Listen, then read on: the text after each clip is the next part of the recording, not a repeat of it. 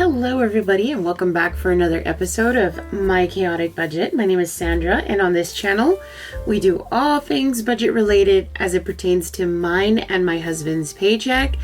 And in this episode we are going to do a product review. I have never done one of these fully before, and so this is going to be kind of a new thing for me. I'm going to try it. I'm going to see what happens.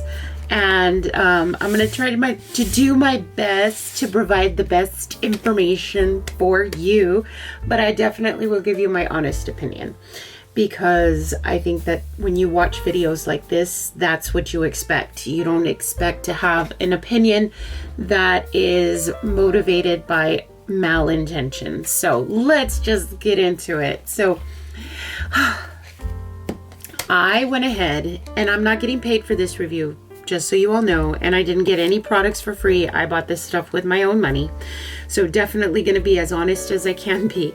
But this here, I purchased this not too long ago, but when they were showcasing it, I was watching Plan Sarah Plan, and I think she's the one who had it, and she showed it off, and I said, I need to have it. And so I bought it. And now I'm going to go ahead and give you guys a little bit of a review. This here is the Mantra A5 Budget Planner. It is currently going for $25.50 on the Erin Condren website. It has 160 pages. There are 13 tabs. It has the sturdy laminate metallic cover. So you can see here that this has the metallic lettering. It has a metallic design. The pages, of course, are 80-pound text weight. They do come with a sticker sheet, and the coil, of course, is platinum.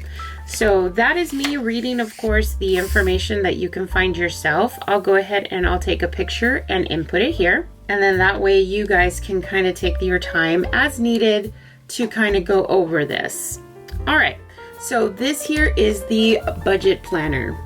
I love this. I don't know if I will use it 100%. I might start it and I may step away from it, because that is just how I am as a person. It is not something that I think everybody would want, but I also feel like this could be very unique to a certain type of budgeter. So let's take a look at the inside. So on the inside here, it says how to use this planner. The budget planner, of course, here is for you to take care of your finances. So it has like little details that you can read to kind of get more information on. It tells you big picture check-ins, goal setting considerations, create action steps and habits, monthly budget tracking, stay on track, and then of course celebrating your wins. So this, of course, is how to use the planner. So if you take the time to read that, that's great. And then here is your check-in. So you're checking in over here. And this side, of course, it's a very pretty green. It says how I currently feel about my finances, how I want to feel about my finances, and the main goal for this budget planner. So this, of course, is setting your intentions. Really, I feel like that's really important when it comes to a planner, because if you're just going in and you think you can fill it in with just right away, sometimes that doesn't work. And the reason why that doesn't work is because you're not coming in with a thought process as far as where you're at, where you want to be, and how you're going to get there. And that's really important. And then here, of course, you have big picture finance goal number 1, number 2, and number 3. And then you have a little section here on each of these for your goal action steps, what you're going to do in order to make that happen. And now this is something new that I don't recall seeing in any of the other Erin Condren budget items. It has the annual spending tracker. So you have your 12 boxes. This is very unique because I have only seen these in the life planner. I don't think I've really seen it anywhere else except for the life planner. I'm gonna have to go back and check and see if the monthly planner has it, but I know for a fact that the life planner is one of the few items that carries the 12 boxes. And then you jump into your first month, and the way that you can tell the month is by the color of the tab. So you have, of course, 12 months worth that you're going to have for each of these, and we'll get into the colors of each of the tabs in just a little bit. But right here it says financial dates and deadlines. So this is where you would mark all your bills. Now, for me personally, if I flip to the next month, I'm going to see that it's here, and that means that I would have to rewrite everything again.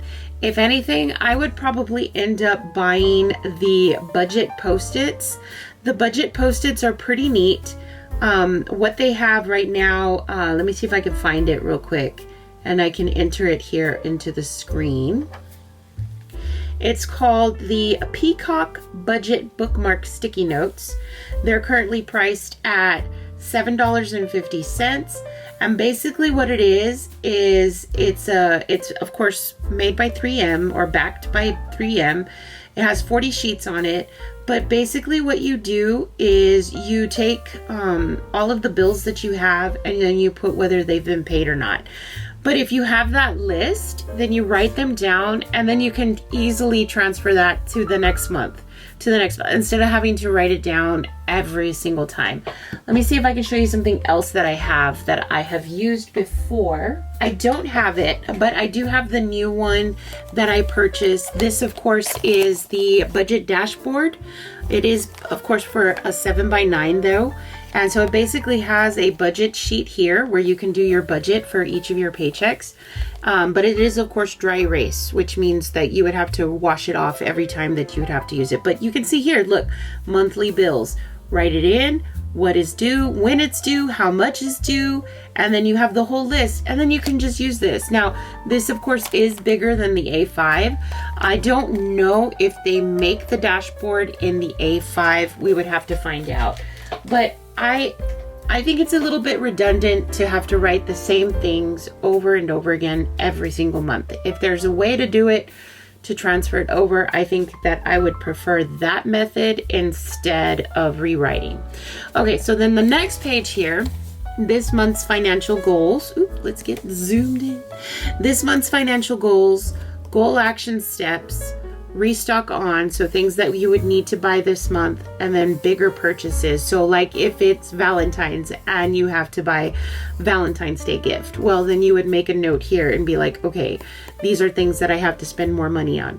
Christmas is coming up, larger purchases. You may have to spend more money, and you want to make sure that you have that there. You're running out of milk, eggs, etc. You need to restock. You may want to keep track of that. Me personally, I don't do that, so I probably would not use these boxes. I would probably relabel them as something else. If anything, maybe I would put my expected expenditures, right? So kind of like my budget and then my actual. Maybe I would do that, so that way I could put in the numbers that I expect to hit, and then on the other side is what we actually hit. And it could be like a check-in on this page. Okay, so now we're at the big picture overview. This is really nice because I know I have seen in the past with the budget workbooks from Erin Condren that each one of these boxes was labeled, and that was very hard to use because then you would have to white it out because it wouldn't pertain to you, or there weren't enough boxes for a different category and you would have to relabel it.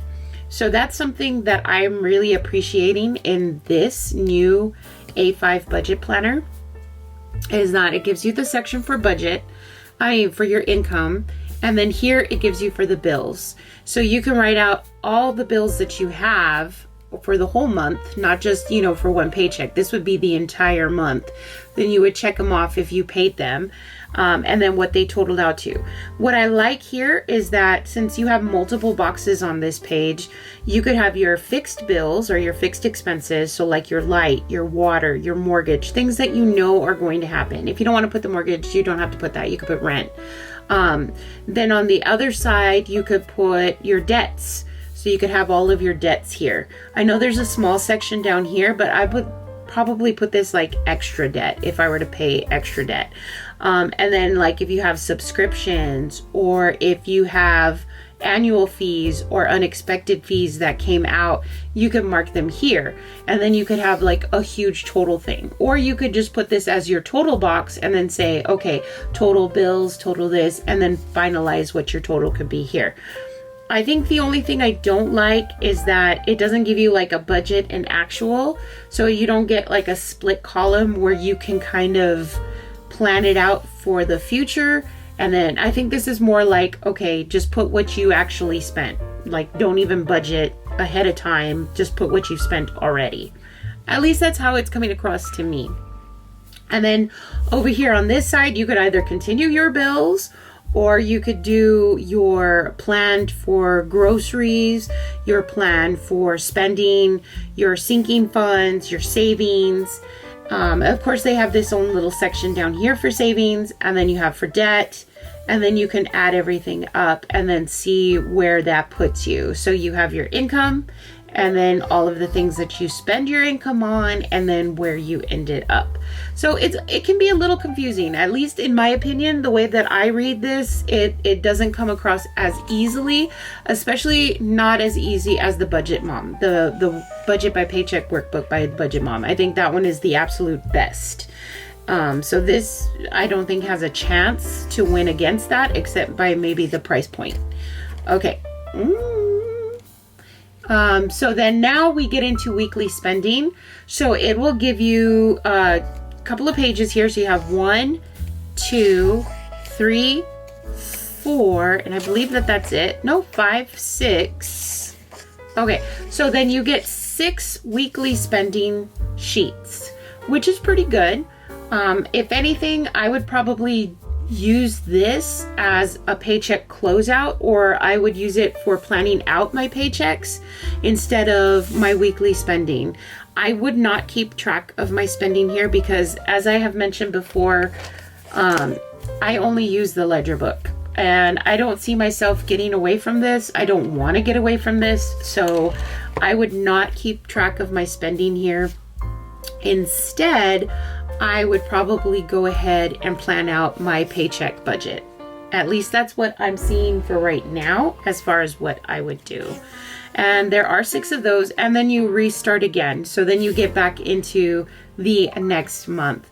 And it's going to go over the basic same things, except now the color scheme is going to be different because of the tab, right? So your tab is the color of the month. And then you'll see the color of the lines and the color of the heading is going to be different based on the tab that you have. So if we just kind of go through, you'll see each of the colors here. And like I mentioned, it is going to have 12 months. The great thing, and I find this amazing, is that it is undated. So you can start using this at any point. You don't have to have it. Anytime something is undated, I can appreciate that, especially when it comes to things that I'm not sure if I'm going to use on a regular basis, because if I know myself, then that means that I'm more than likely not going to continue using it. Well, that was a pretty blue. Oh, I like this one. This one's pretty. Oh yeah, I definitely like that one. Purple is my favorite color, so purple's looking nice. Look at that. Look at that. I like it. You can barely tell that it's purple here on this page though. Okay, this is like a lighter purple. This is like a lilac, I think. That's nice. Oops, sorry. Keep getting blurry here. And then the last tab is this darker purple. It's very nice, very pretty. And then that's it. And then the last tab that we see here is a tracker page. So let's see what we've got. Okay, so we've got the last month here with a weekly spending, and then we start this. It's a 12-month check-in. So of course it's going to say, how am I currently feeling about my finances? It's very similar to the beginning. Progress I've made toward my financial goals. And then over here it says progress I've made on saving or investing. Progress I've made paying down debt. Oh, I definitely could use that. That prompt right there feels good. What worked to keep my financial goals on track? So this is a whole year in review, right? What worked to keep my spending on track? Well, the ledger for sure. I'm already stating it. Any pivots or adjustments for the next 12 months. So what would I do differently? Of course, financial goals I want to focus on next. And then here we start with our trackers. So it does give you savings tracker. It says here saving for, savings goal, deadline, and then date, deposit, and total.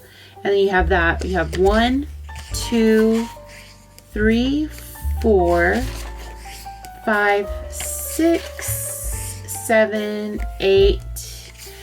You have 8 total savings trackers. That's pretty good. So you could use one of these for each of your sinking funds if you only have 8 sinking funds. Or if you want to just say like retirement, high yield savings account, and any other little things, you could keep track of them here. Let's see, the next one is debt or payment plan tracker. Well, this is good. I would definitely use this because, of course, as you all know, I am trying to pay off my debt. But if I were to get into a new debt, I would definitely want to keep track of it so that way I could pay it off the sooner the better. Let's see, how many of these do we have? So we have 1, 2, 3, 4, 5, 6, 7, 8. And then we get into a new thing. So you have 8 trackers for debt or payment plan. So that's really good. All right, so then the next tracker that it has is for special occasion. So special occasion tracker. So this could be for, let's say, your wedding anniversary. Let's say that it is for Valentine's, Christmas, Thanksgiving, big events like that. You can keep track of what the expenses are. How much do you budget for that event and how much did you actually end up using?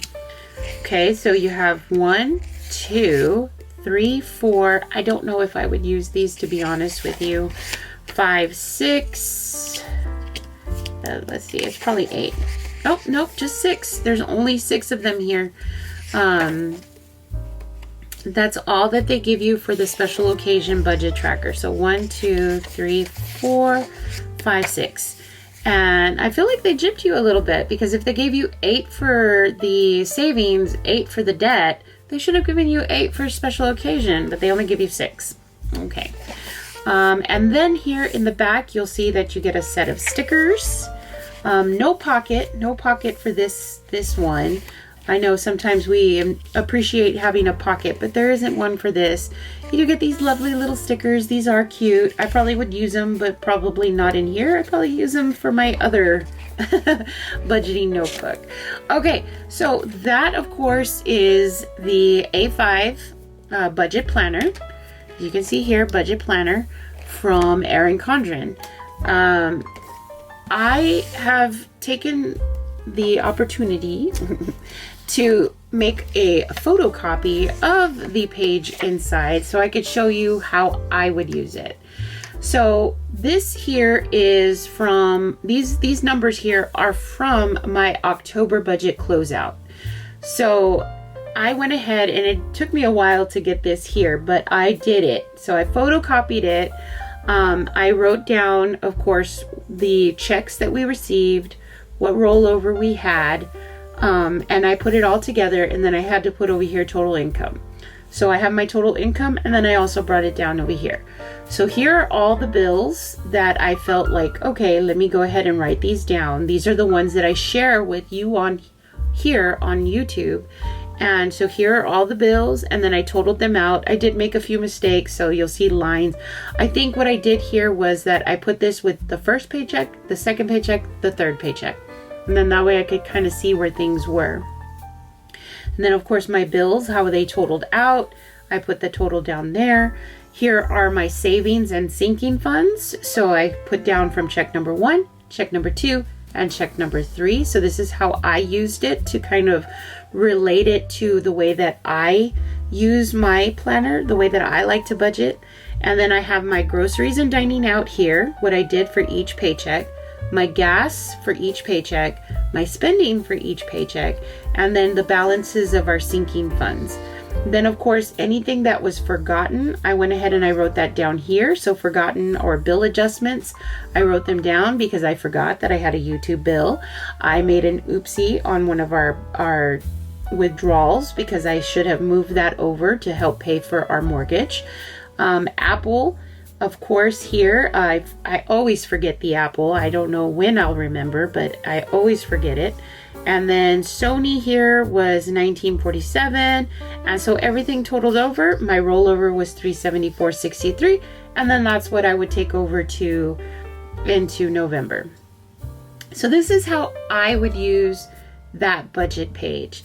Now, I did not make a copy of the weekly spending because like I said, I don't fully know how I would use this except for maybe turning it into the way that I do my budget by paycheck, right? So if anything, this is probably what I would do. I would probably relabel this as my paycheck budget, right? So relabel, and then I would put the date, and then over here I would start with my income, and then I would say what I would budget, and then what my actual was, and then I would go across, and then I would do bills, my bills section, my savings section, sinking funds, and then groceries, dining out, and gas and spending. So I would try to fit all of this in this. And that's probably how I would use this, because I would not use it as a spending tracker. I will not deviate from my ledger book. I will not. And I refuse to deviate from my ledger book. But yeah, so I mean, that's how I think I would do it. If, like I said, if this is something that you're interested in, let me know. I'm going to try to see if I can put my affiliate link. It's not an affiliate link because I'm not really an affiliate yet. I'd like to be because I love Erin Condren products. The only thing is that I don't know how to do reviews very well. And so I just know that it's one of those where it's trial and error. I'm just going to have to try, and I know that there's going to be plenty of errors and then just learn from there. But I will put in my referral link as far as like if you've never bought from Erin Condren before, but you'd like to take advantage of their upcoming Black Friday sale, I would say go for it. And then you can use my link so that way they can see that I'm interested, because I do plan on possibly applying to do reviews for Erin Condren. I would not mind doing that. If I can do a little side hustle with that, and if you all could help me out, I'd appreciate it, because I'm trying to find different ways to make a little extra money to help bring down our debt and work towards living a better life. But yeah. Okay, guys, well, that's it. That's my review for this. All in all, I think this has a purpose for someone. I believe that this has a purpose for someone. And I believe what I'm going to try to do in January is I will probably go ahead and do my budget closeout in here for the month. And I will transfer it to whatever budget planner I have as well. So that way I can kind of follow along and keep track here, because what I do like about this is how compact it is. I do like the size. I think the size is really, really accessible and easy to manage, and therefore it would be something that I would use if I didn't already have something else in mind. So please give it a try if you're out there searching for something. I gave you an idea of how I would use it, and then maybe that'll help you make a decision on whether you would or would not use that. All right, guys. Well, that's it for me. If you have any questions for me, please leave them in the comments section, and I'll try to answer them. And I look forward to seeing you all in the next one. Make sure to like, comment, and subscribe. I will see you guys. Bye.